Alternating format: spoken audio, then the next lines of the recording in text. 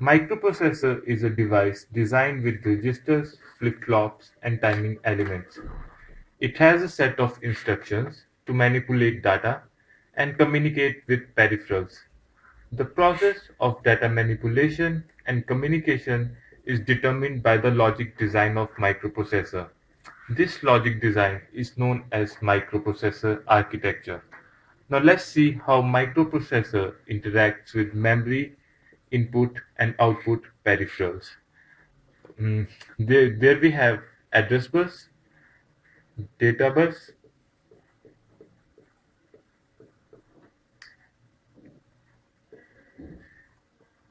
and control bus. These buses determine the four operations, namely memory read, memory write, input read,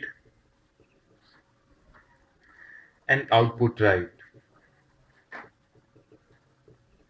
These operations are done using three communication lines known as buses.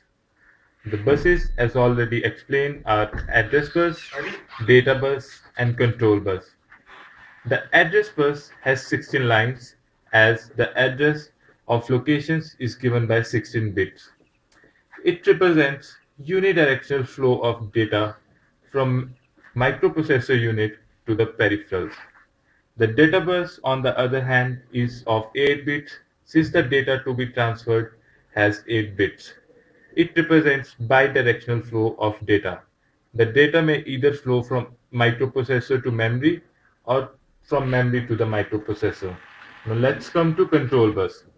The control bus provides synchronization of microprocessor operations. It is done using timing signals. Microprocessor unit generates specific control signals for every operation.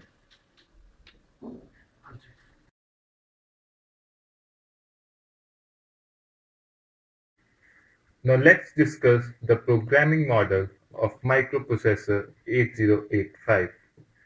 The programming model consists of some segments of ALU and the register. The model includes one accumulator, one flag register, 6 general purpose registers, namely B, C, D, E, H, L, stack pointer, and program counter. Now let's discuss the function of accumulator. Accumulator is an 8-bit register which is a part of ALU. It is used to store 8-bit data and to perform arithmetic and logical operations. The results of these operations are also stored in accumulator. The 8085 has 6 general purpose registers to store 8-bit data. We can use them in pairs in order to store 16-bit data and to perform 16-bit operations.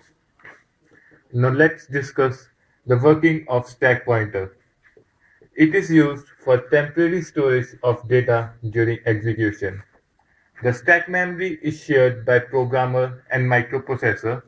Programmer can store or retrieve the contents of register pairs by using push and pop instructions. Now let's discuss the working of program counter.